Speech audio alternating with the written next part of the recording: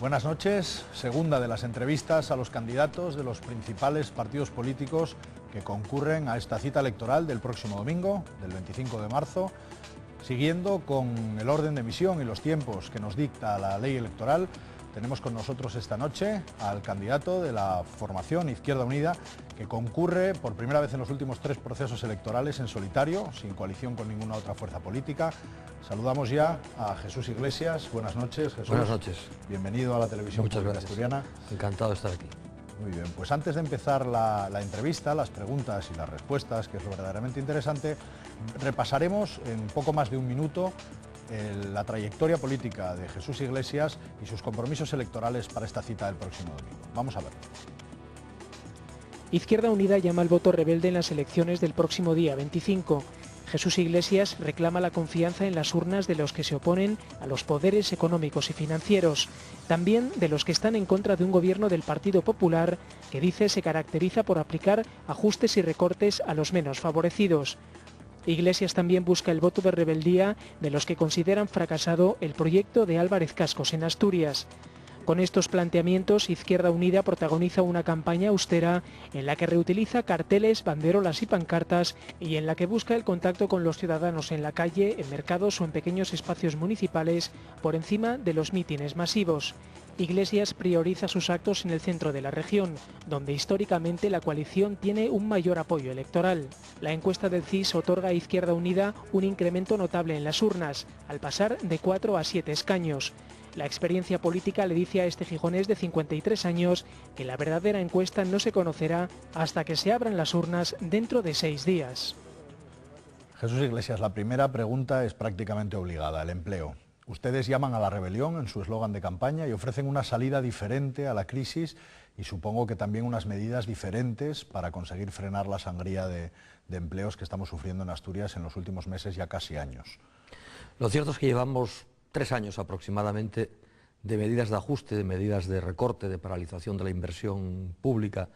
Todo ello, teóricamente, desde el discurso oficial compartido por los gobiernos de España, primero el del presidente Zapatero, ahora el de Rajoy, y por la mayoría de los dignatarios de la Unión Europea, nos iba a sacar de la crisis e iba a crear empleo.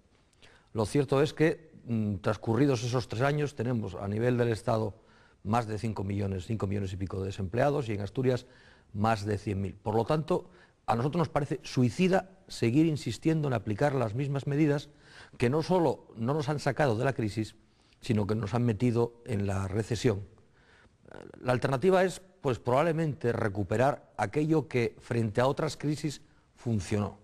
Y en otras crisis funcionó el recuperar la inversión pública. Además, en Asturias eso es un clamor, la conclusión de nuestras infraestructuras de comunicaciones que van acumulando pues ya retrasos de quinquenios, significa mejorar las posibilidades económicas de Asturias y su dinamismo económico, pero también, mientras se acaban esas infraestructuras, puestos de trabajo. En Asturias, durante 12 años funcionó razonablemente un acuerdo de concertación social, del que eran partícipes los agentes sociales y los poderes públicos. Hoy no tenemos ese acuerdo de concertación social. Es urgente recuperar la concertación y el diálogo social. Los bancos no están haciendo nada con los recursos que recaban del Banco Central Europeo y las ayudas públicas del Gobierno de España para dinamizar el crédito y abrir la posibilidad del apoyo a aquellos proyectos de inversión de auténticos emprendedores, los que se juegan su capital y crean puestos de trabajo. Como mínimo, habrá que reforzar e impulsar las líneas de avales, además de, desde las administraciones públicas, exigir a los bancos que, como compensación por los recursos que están recibiendo, bueno, pues que no los dediquen en exclusiva a lo que los vienen dedicando hasta ahora, que es especular. Especular comprando al Banco Central Europeo, consiguiendo créditos al 1% y comprando después deuda soberana del Estado español al 3 o al 4%. Ahora 35.000 millones para los ayuntamientos, las comunidades autónomas al 5 o al 6%. Ha tocado muchos aspectos, concertación social, infraestructuras, el asunto de los bancos por el que quería preguntarle más adelante, pero concretamente sobre el empleo. Por centrarnos en el empleo, hemos escuchado a lo largo de esta campaña a otras formaciones políticas, a los líderes de otros grupos políticos, decir que el empleo lo crean las empresas y exclusivamente las empresas y que hay que facilitarles a ellos esa creación de empleo. No sé si Izquierda Unida comparte ese posicionamiento. Eso es una verdad a medias.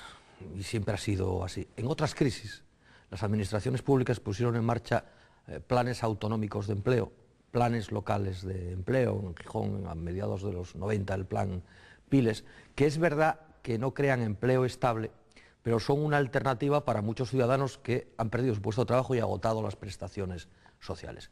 Y luego los famosos emprendedores, pues cuando son emprendedores de verdad, insisto, cuando son capaces de arriesgar su propio capital, merecen apoyo e impulso. Y nosotros no vamos a ser rácanos con el apoyo e impulso a esos auténticos emprendedores.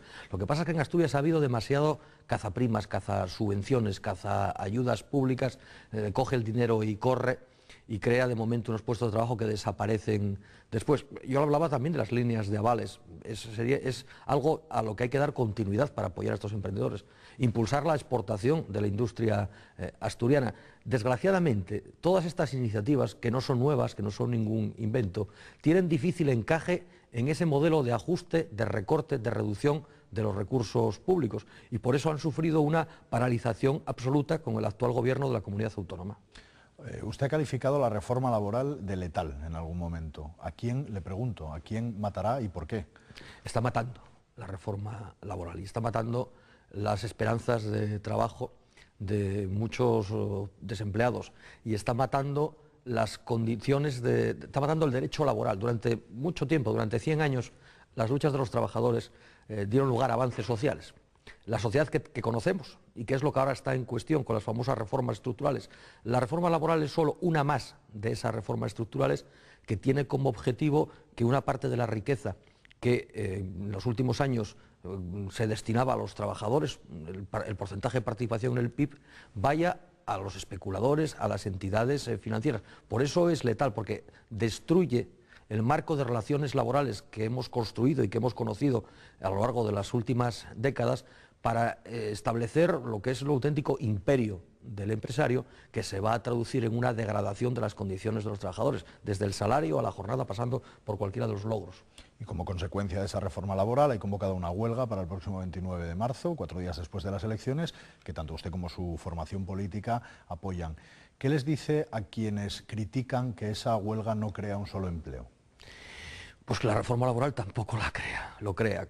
La reforma laboral ya está destruyendo empleo en Asturias y pues en las primeras semanas se hablaba de que 500 trabajadores habían perdido el puesto de trabajo como consecuencia de esa reforma laboral. Ni Rajoy dice ya que la reforma laboral va a crear empleo. Rajoy dice que cuando la situación económica repunte se creará empleo. Bueno, pues sin esta reforma laboral, cuando la situación económica repunte, también se va a crear empleo, como ocurrió en crisis anteriores. Yo creo que la reforma laboral, además, no es solo que destruya empleo, porque en estos momentos de crisis invita a los empresarios a despedir. Les sale más barato despedir a un trabajador con antigüedad, con una categoría laboral reconocida, con un salario consolidado en convenio colectivo, pagándole una indemnización que es aproximadamente pues bastante menos de la mitad de la que tenía que pagarle antes de la reforma, y sustituirlo por un trabajador más joven, sin cualificación, sin antigüedad, por supuesto, y en unas condiciones mucho más precarias, por lo tanto, mucho más sometido por tener menos estabilidad laboral. Cambiando